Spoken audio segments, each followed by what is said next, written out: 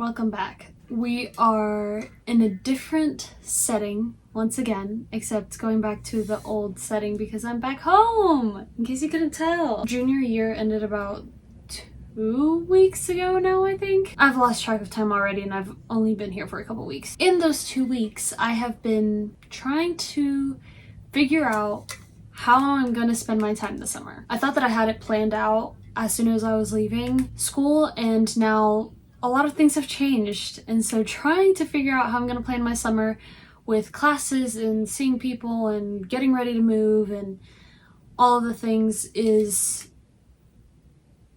I've also been thinking a lot about what this year has been like. For those of you who don't know, I was in community college for my first 2 years, but that was during the pandemic, and that meant all classes were online and I didn't step foot on campus until spring semester of my sophomore year. So this was my first real year in university. I moved 2 hours away from home, and that was my first time moving, which was a whole experience in and of itself, in the sense of I love procrastination and you can't really do that a lot when it comes to packing.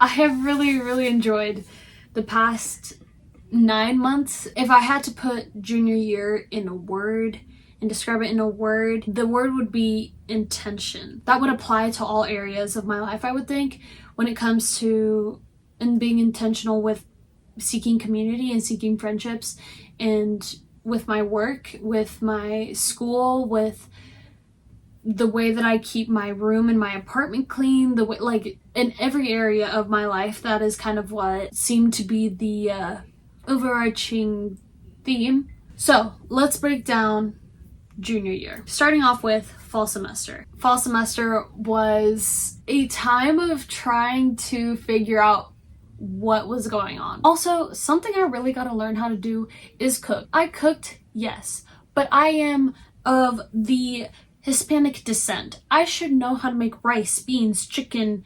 I should know how to make these things. Can I?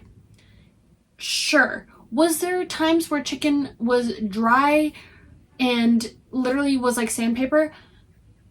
And so this summer I will be dedicated to learning how to cook by the hands of my mother and father, and I will come back and make good food.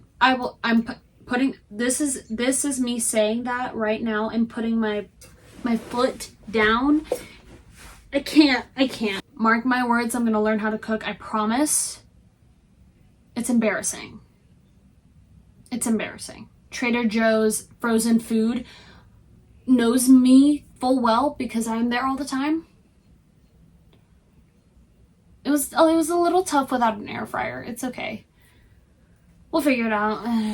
I knew that I wanted a community when I came into UTC, and that was a really big motivation behind anything I was doing, really. Fall semester was a lot about trying to push when it came to meeting people so that I could spring semester kind of chill and be able to grow in those friendships in that community. The end of fall semester felt so fast, and next thing I knew I was back home for a month and a half, and halfway through junior year, which leads to spring semester. Spring semester was enlightening, I think is the word I would use. I think this is my favorite semester and honestly time of life, which is interesting considering it was also one of the hardest times. At the beginning of the semester, a lot changed and I was in a headspace that I hadn't really been in before, in the sense of there was a lot of anxiety and negative emotions that were very present and very prevalent. Trying to figure out what that looks like and how that works in my life was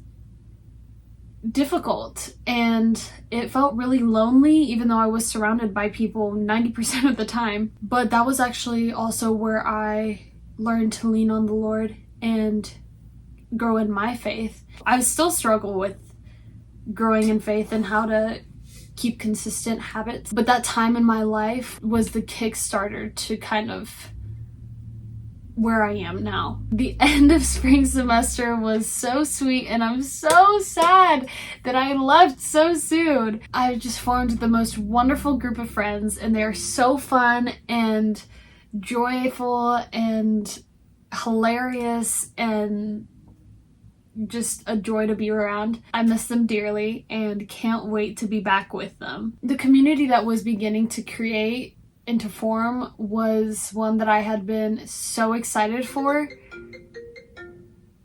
Although community college was nice in the sense of I got to live at home and still spend time with my family, who I love and adore, it was hard to watch other friends living the college life, even though it wasn't,